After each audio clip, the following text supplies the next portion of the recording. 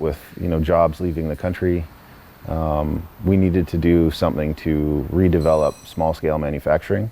And I thought that the Midwest, and Detroit specifically, is a really good place to see if that movement could take hold.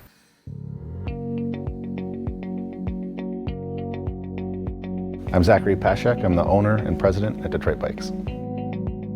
So I moved to Detroit in 2010. I had a background in municipal politics back in Canada, where I'm originally from. And so for me, the bicycle is sort of the critical, interesting piece of urban transportation because it's healthy, it's clean, it's economically viable for almost anyone.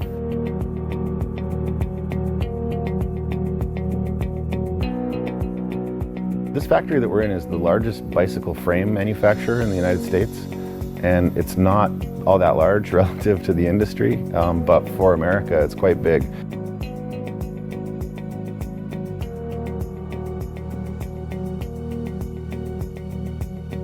I was involved in businesses in Canada, and some of them were successful, and I also made some real estate investments that did really well for me.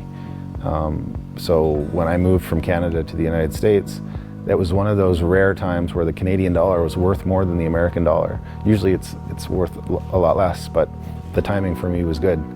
I sold everything I had in Canada, and I took that money and moved it to the United States into American dollars.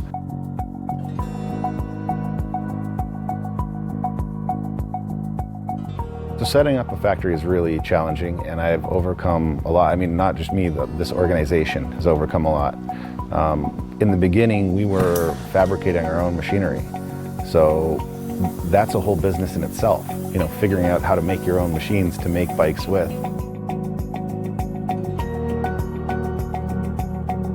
So we're using very fancy American chromoly steel. So it's a really strong steel, which means that you can use less material, and then it's a more lightweight frame.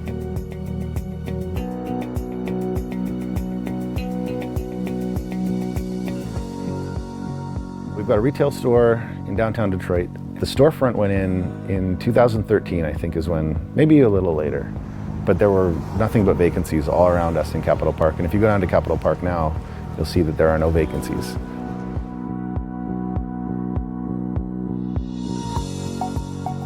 We're in 50 to 100 different retailers across the country. But our bigger business is usually contract manufacturing for other brands and other companies. So at our peak of production here in this building, we had 85 employees.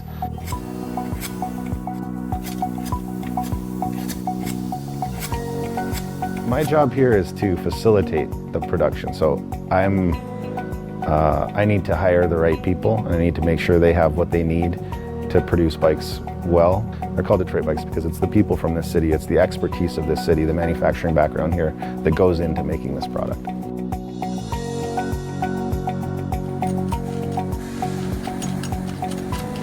Final assembly is different from complete assembly. Complete assembly that we do here allows us to avoid the tariff. On an 85% assembled bike, the full tariff goes on it. And that means that we're not buying a bike in a box, we're buying a box of bike parts. Many boxes of bike parts, and then we take all those parts and we put them together into the bike. At the end of the day, the tariffs are net positive for me in my business. With time, we've learned all the tricks and we've made our mistakes, and now we're making, I think, a very high quality product. But I wouldn't say that just because we were making that in America, all of a sudden it was better quality overnight. It still takes time to become good at manufacturing. My vision for a business that could hire 300 to 400 people from this neighborhood hasn't come true yet. It's a slow, steady form of growth. It's not overnight success, but I believe that with time, more customers will start to understand, local production and what it means and how valuable it can be.